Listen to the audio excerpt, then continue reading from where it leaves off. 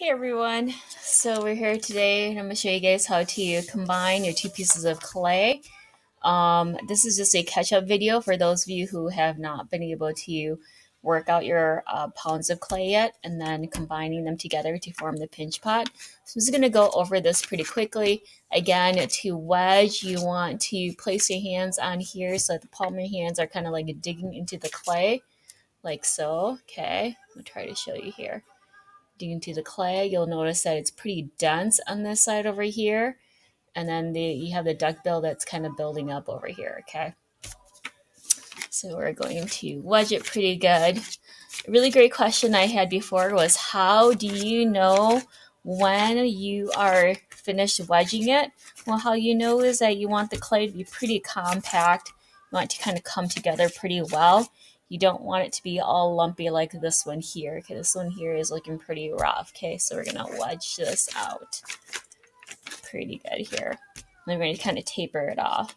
And in the in-class instruction, I had you kind of taper it off. You end up with a piece here that looks kind of like a bread roll. Okay, and then we're gonna go ahead and tap it out, flatten out the ends here and on here. Looks pretty rough. It looks kind of like a crushed can at this point. Then we're going to go ahead and tap it out further into a cube. So smush it there, smush it here, smush it all the way around. Really try to compress your piece so that it works out any of the wrinkles that you may have in it. Okay, so notice how there's a wrinkle here. That's going to get smushed out. Okay.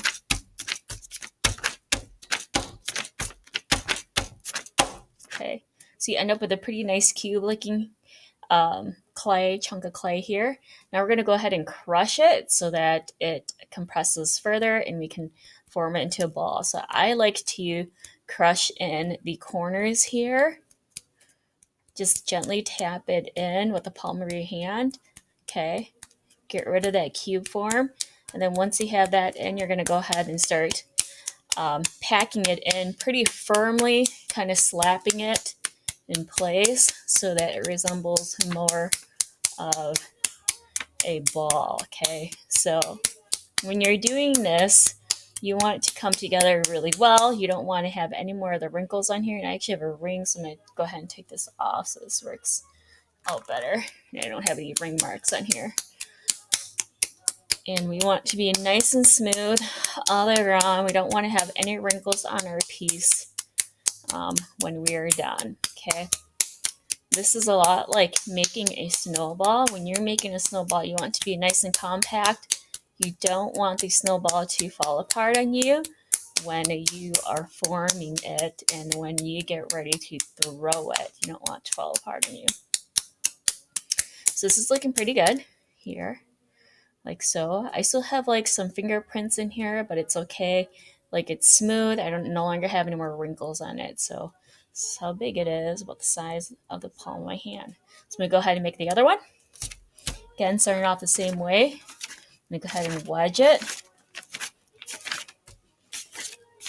Bring it together pretty quickly.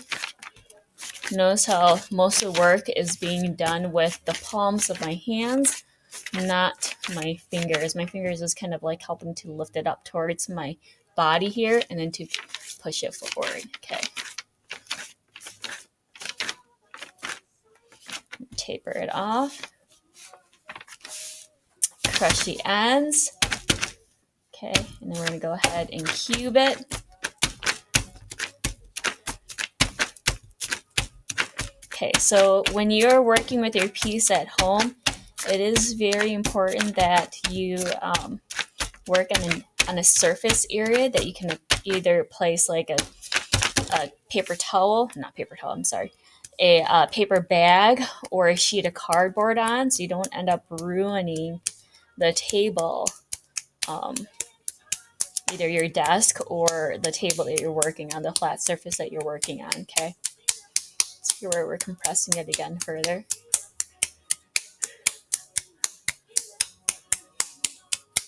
You can see my document camera in there. Okay.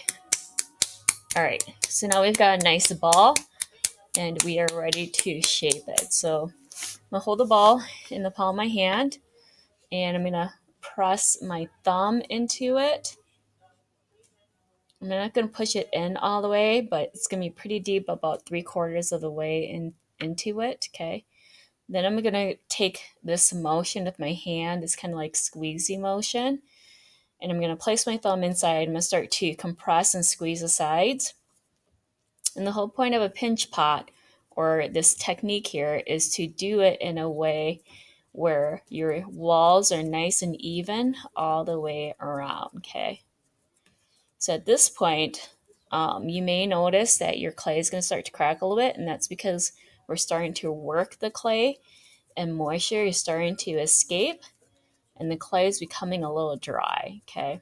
And before it becomes too dry and too cracked, we're going to go ahead and moisten the edges.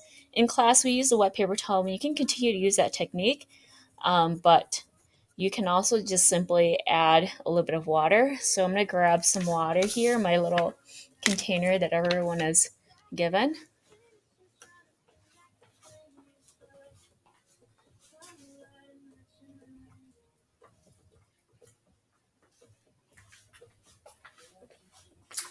So we've got a little dish of water here.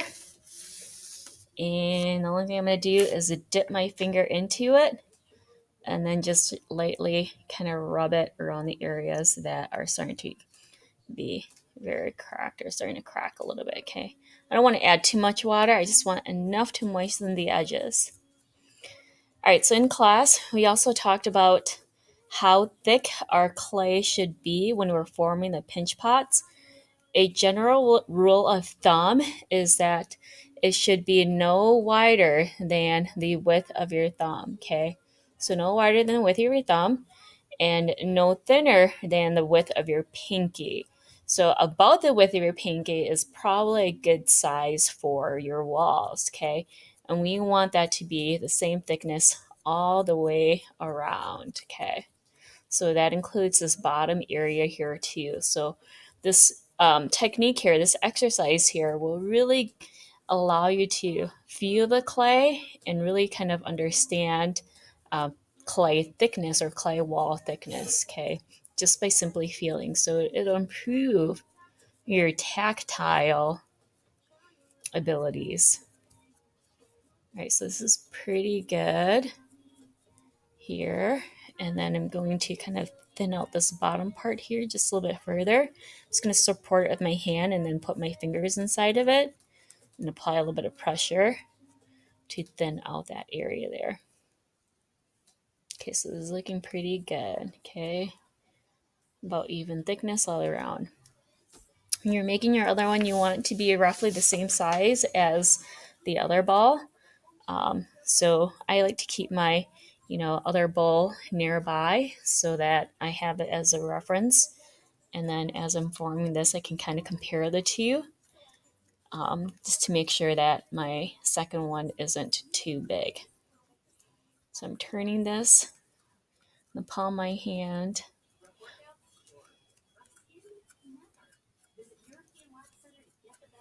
And here we are. You'll notice some cracks forming here along the edges. I dip my finger in the water here and just smooth that out just a little bit.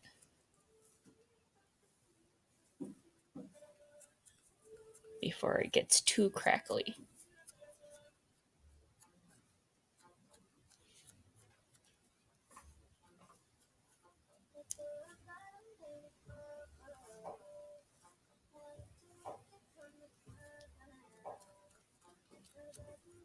Okay, twist and turn.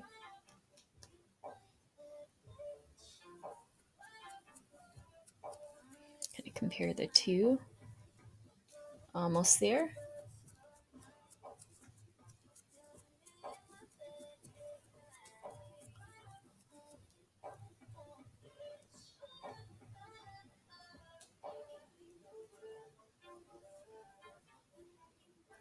Make sure that this isn't going to cause me problems later when I'm combining them.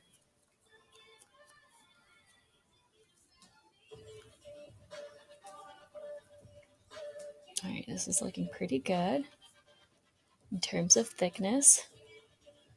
And we looking pretty good for size. Okay, so I'm going to flare this out just a little bit. Flaring it out will allow it to not buckle in on you when you're going to combine the two pieces. Just going to flare it out just a teeny bit, okay, to alter the shape. And I'm going to flip it over. I'm going to give it a quick tap, a very gentle tap. And that's just going to flatten this part here so it'll make it easier for me to join them. Okay, so let's do the same for this. Take the lip, flare it out slightly.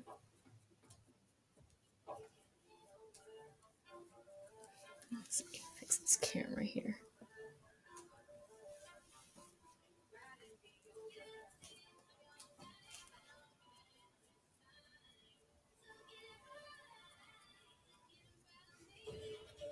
Okay, flip this over and give it a quick tap. All right, and then we're going to score it. So we're going to take our fork here. Just going to give it a little slight score, cross hatch it right along the areas where we are going to be joining them. And what these cross hatches will do is they'll allow the clay to get into those little grooves on both sides. And the clay will kind of fuse or bond together and it'll become much stronger versus if you were to just add the clay and not score it. So anytime you're adding attachments, you do want to make sure you score the clay, okay? So this is lining up pretty good. And before I join it, I'm going to add a little bit of water just to moisten it up. I'm just going to dip my finger in here. Oh yes, in your toolbox, you should have a paintbrush. You can use a paintbrush here to add water instead of your finger as well. Okay, so just a little bit is needed. And then we're going to go ahead and join the two. So here we go. Take your thumb and just smush that seam together.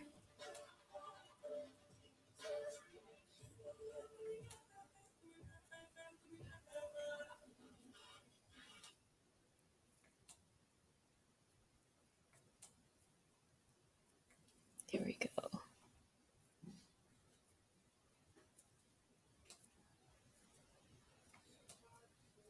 So that's looking pretty good. It's coming together pretty well.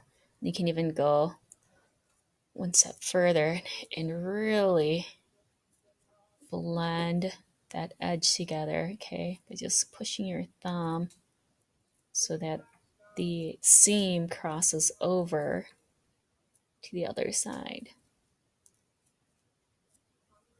So it's looking a little rough, and we're going to go ahead and smooth things out.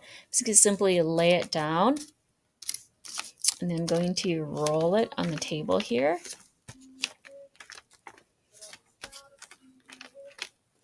Just to get rid of the rough patches, okay? And you can still see the seam, and we're going to correct that further, okay? We're going to try to make it completely blended in. To do that, you're going to take your fork. You're going to go ahead and score the line here.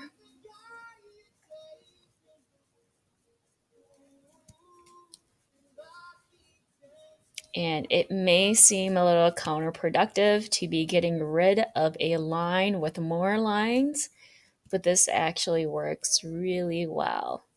So roughen it up, score it up where we were previously. And then we have like all these little itty bits of clay that we're going to smooth back and work back into the form, okay? And we're going to get rid of that seam almost entirely.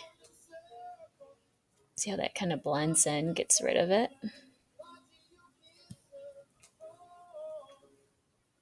Just take your thumb and smooth it out. Okay, so our clay is pretty soft and we can start to shape it, but you don't really want to do too much to it at this point because you don't want it to collapse on you. So ideally you want it to let it sit and dry out a little bit further so that it becomes a little hard. And then you can start adding your decorative techniques to it, okay? So that's looking pretty good.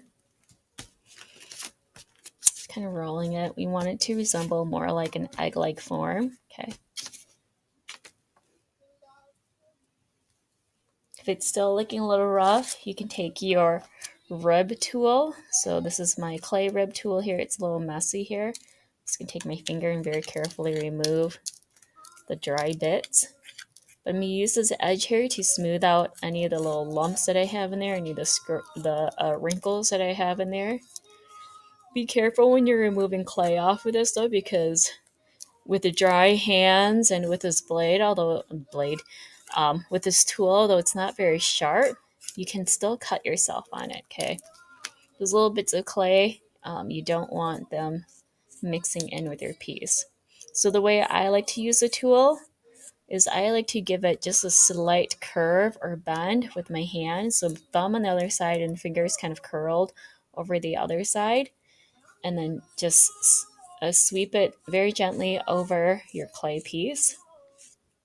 And it will smooth out some of the imperfection that we have on here, okay?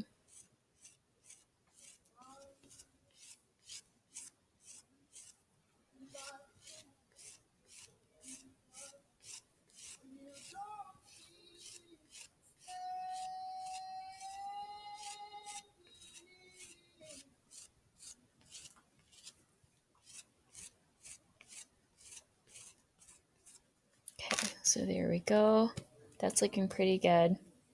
If you have access to an old spatula or something that is wooden or has kind of a flat surface to it, this tool works really, really well. This is a paddle, and in clay and ceramics, it works really well with shaping your piece. And so if you take it, just the flat part of it, and you gently tap around, notice how it helps to shape your piece. It gets rid of any little lumps that you may have on it. And, it seems kind of odd that something flat would help make something curvy, but it really helps though, because it helps create that rounded effect that we're looking for in our form, okay? We don't want it to be too straight up and down. So you can start shaping it so it resembles that of an egg. Another thing that you can do is if you don't have access to a paddle is you can just simply use your hand and very gently kind of tap it, okay? Doesn't quite create the same effect, but it's kind of similar. All right, so I've got my egg-like form here, okay? I'm gonna flip it around. Got my egg-like form here, and I'm ready to start shaping it. So I'm gonna eyeball the middle point on here, and just slightly above the middle point, I'm going to give it a little bit of a squeeze here. Like so. Give it a little bit of a squeeze. And we want to start shaping that figure, okay?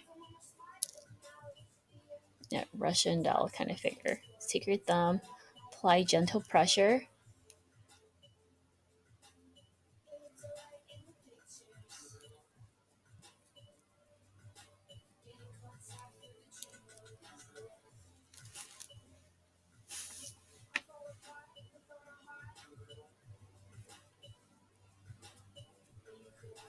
Okay. And you'll see, mine is starting to get pretty crackly in some areas here. Like it's even got a little bit of a wrinkle there. But we'll go ahead and fix that later once the clay is a little bit harder. If it's really, really soft at this point, you do want to kind of just leave it alone and allow it to harden. And then we'll start doing things with it at a later point. Okay. So my recommendation would be probably to stop at this point here. This is a good stopping point. You don't want to cover the clay. You actually want it to dry out a little. So let it sit out, in your room or in a space where you can easily keep an eye on it and let it dry out. You don't want it to be super soft when you start adding your decorative techniques on it. You don't want to leave it days out because then it will over dry. But I left one of these pieces out overnight inside the school, and it actually wasn't too bad. It became leather hard very nicely. Okay, just with it overnight, just leaving it alone. Okay, so this is what we have. Let it sit overnight, and then we'll come back to it later. All right.